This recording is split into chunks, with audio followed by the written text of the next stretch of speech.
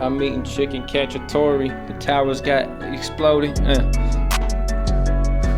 Look, Gerbert. She tryna blow me like the Boston bomber. My pockets brolic like Michelle Obama. I got on Gucci, Fendi, Prada, yeah. I just smashed some twins like Osama. I used to knock out my ex-wife, then say chama. Look, the towers had to fall like autumn. I wanted some clothes, so I bought them. The white savior of the rap game is finally back. Yes! I'm back from the dead. Last video took off the air in real time.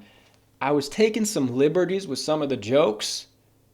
I would hate to send the wrong message, okay? You know, if people take the wrong message as hate speech, oh, it's so awful. So I'm deeply sorrowful for my mistakes. The last time I felt this bad was probably when I was watching the towers fall. No, but all the removed videos are on Patreon. There's other stuff there too. Also, they're on Spotify. Some of them, a good amount of them. The recent one is. And that's free if you have Spotify, so that's cool. Anyways, I had to hop back on here to go off about something. 50-year mortgages. Well. That seems kind of... Look, I'm a young guy, so maybe my perspective is a little bit skewed. But that seems like kind of a long-ass time. Let's let Daddy break this down for a second. When people say Gen Z can't buy houses, millennials can't buy houses, what they really mean is that they can't afford to enter into a 30-year mortgage. Of course, no one's buying a house cash. No one's got $500,000 million cash. Oh, here you go. I'll take one house, please. No, you got to enter into a mortgage. What happens in a mortgage? You go to a bank. You put down 20% is standard. So if you're buying a $500,000 house, you need to have $100,000 to put down immediately. Or it could be lower. It could be 10%, 5%. The rest of the money the bank has to loan you at interest. The current rate would be around 6.5%. And for the next 30 years, every month, you make a payment. 30 years later, after making these monthly payments, you could own that house that you got the mortgage for. Yippee! Doesn't sound like too bad of a deal. You get the house now, but you pay it off over a long time. I don't have all that money right now.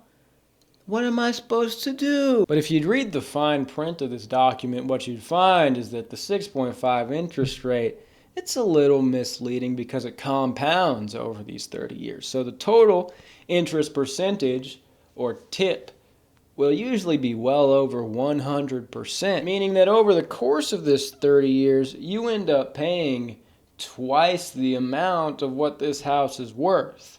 If you buy a $500,000 house in a 30-year mortgage, over the course of the 30 years, you're paying over $1 million. And the difference in that money, the remainder, that goes all straight to Mr.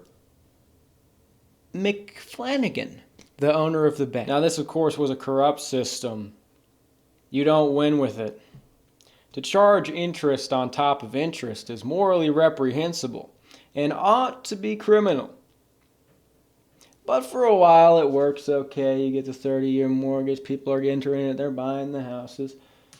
Not anymore with the young people. So here's what we got to do. The great leaders of our nation came up with something ingenious. Now, after the down payment, those monthly payments are going to be way lower because it's over 50 years. So you're just chilling. You get the house. The monthly payments are so low, you can order Wingstop, just chill with the homies, bro. Just like jack off in your house. It's so that sounds fucking sick, and playing games and just like chilling you could just chill with your fat wife in the house, watching the game, going to work, coming home, relaxing. It's the American dream, baby. Of course, over this 50 years, you read the fine print, the total interest percentage is even higher.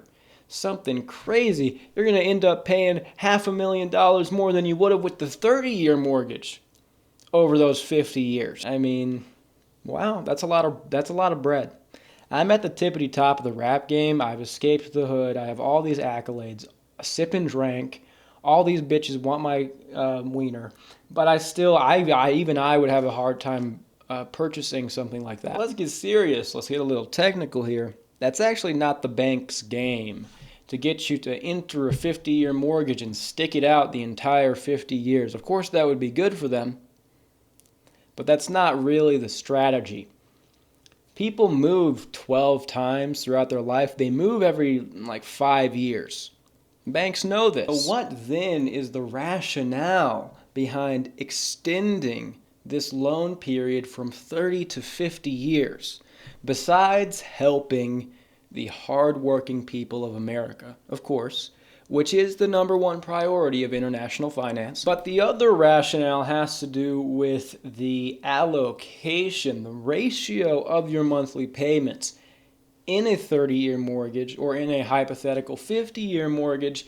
Every month when you make your mortgage payments, they are allocated to two different things: the principal loan that the bank gave you, and the second is the interest. And it's not like for every month you're paying 50% interest, 50% principal. Much of your monthly payment money goes into the interest or goes into the principal loan is determined by an amortization table. If you would look at an amortization table for a 30-year mortgage, what you would see is the interest payments are very front-loaded.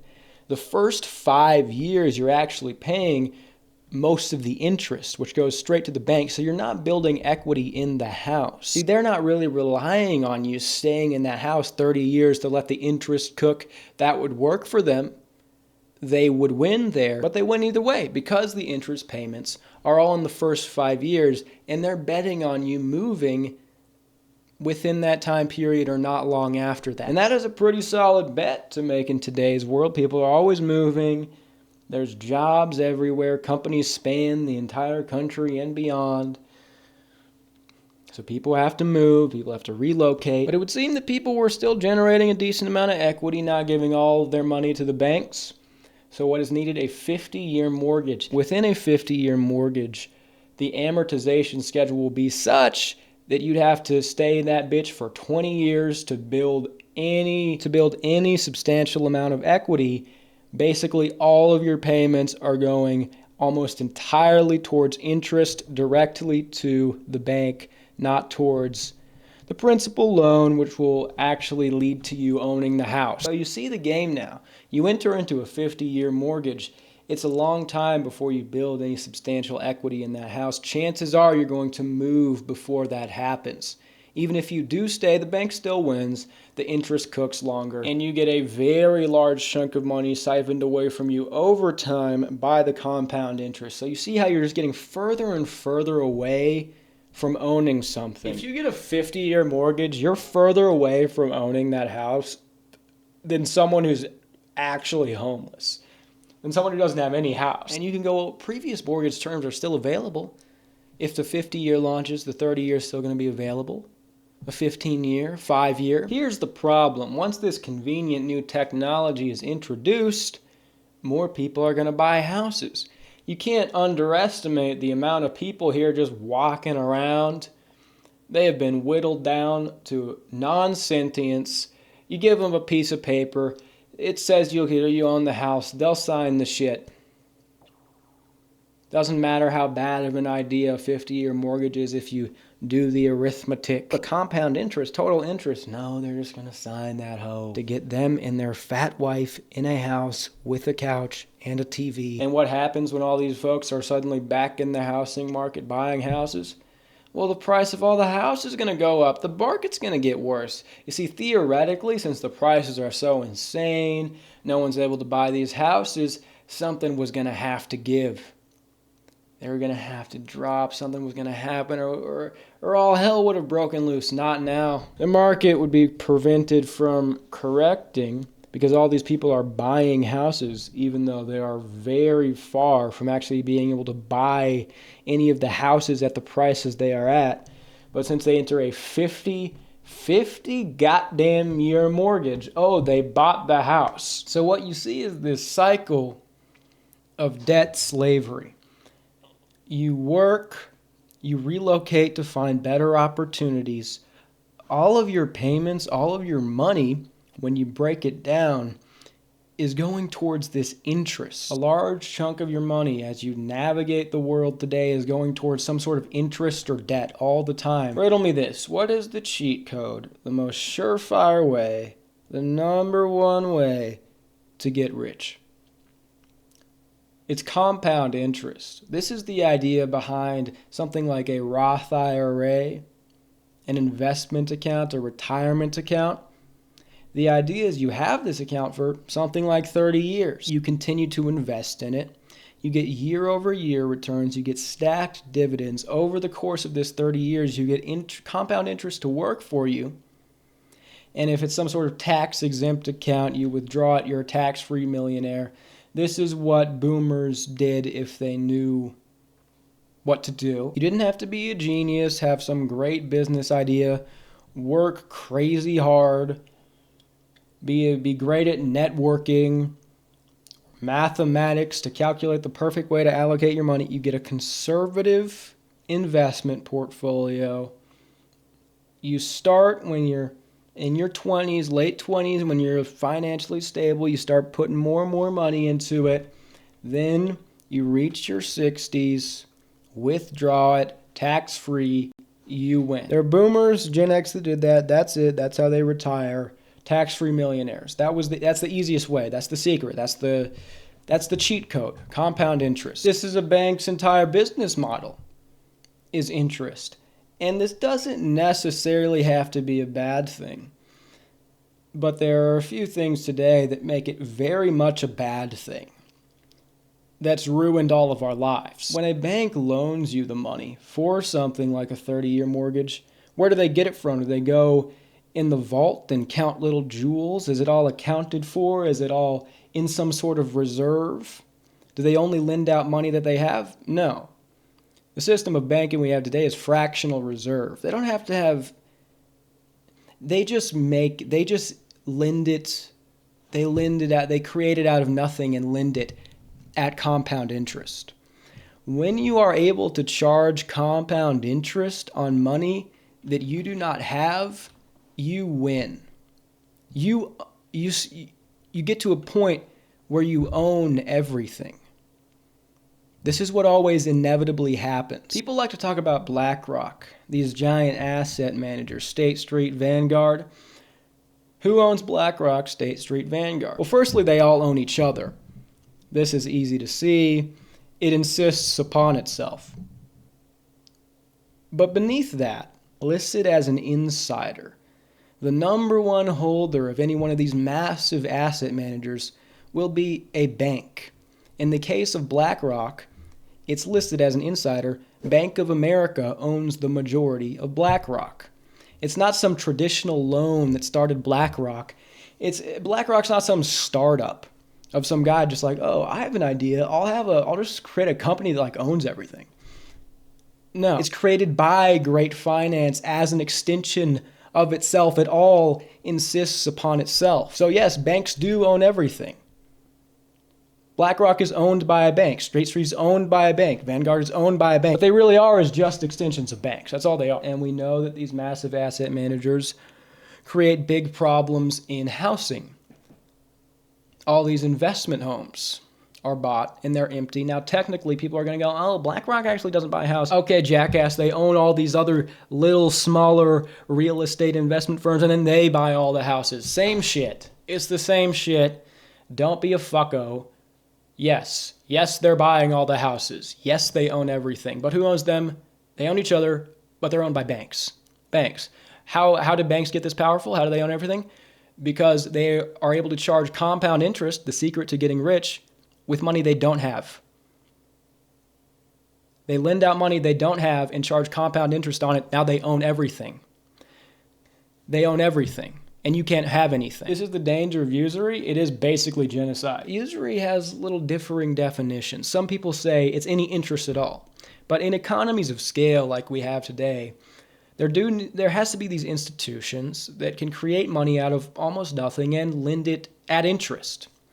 It's kind of required. A more real definition of usury is any rate of interest which is exploitative, which is unreasonable. This can be a large flat rate, but strictly speaking, anytime interest is charged on top of interest, compound interest, this is usury, and this is criminal. So that's the first problem. Not that there are central banks that have the power to mint money and don't have these massive reserves, and they're not doling out silver coins to everybody.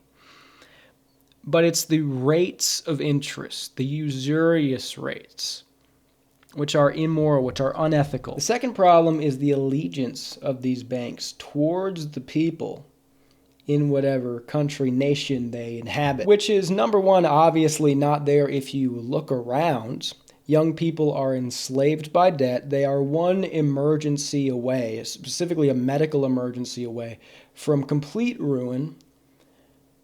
They are so far from ever being able to own a home. Inflation is never ending. Wages aren't keeping up. You know the whole shebang. I've talked about all that stuff before. You look around, it's very clear the allegiance is not there. But not only is the proof in the pudding, there is just actual proof that central banks, like the one we have in America, the Federal Reserve, are privately owned.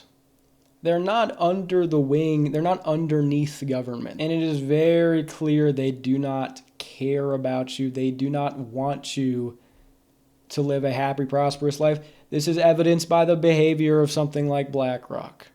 They buy all these houses, they're empty, they don't give a fuck. They don't care if you have somewhere to live. The point is the allegiance of these institutions which create and loan money is very questionable. They don't care about you at all. They got their own thing going on. They are not beholden to the state in any way. They have their own machinations of international finance. You couldn't even go as far to say that they hate you and want you dead. And you could look around and you could say, well, things aren't that bad. If there were really these people with this incredible financial power and they wanted you dead, wouldn't things look a lot worse than they are now? And there's truth to that. The first thing is you do have to look under the surface a little bit. Not to be corny and say like bread and circus or whatever, but that's kind of true. You look under the surface, everybody's in debt. They're one emergency away from being ruined. The second thing is that we do have a lot of this technology now that sort of counters this a little bit and makes standard of living decent despite the parasitic nature of great finance today. A banking which exists to leech off everyone and everything and has started to own the entire country. And the third thing is that you have no idea how good things could be, how good things have been in the past. You see, in any regime that exists, they benefit, it behooves them to paint the past before their great arrival, to paint everything in the past as some nightmare. But it's a lie. It's a fabricated ideological paradigm. There are multiple times in history, and I'm not just talking about the baby boomers, but hundreds of years ago, where land and houses were in the hands of almost everybody, the peasant class.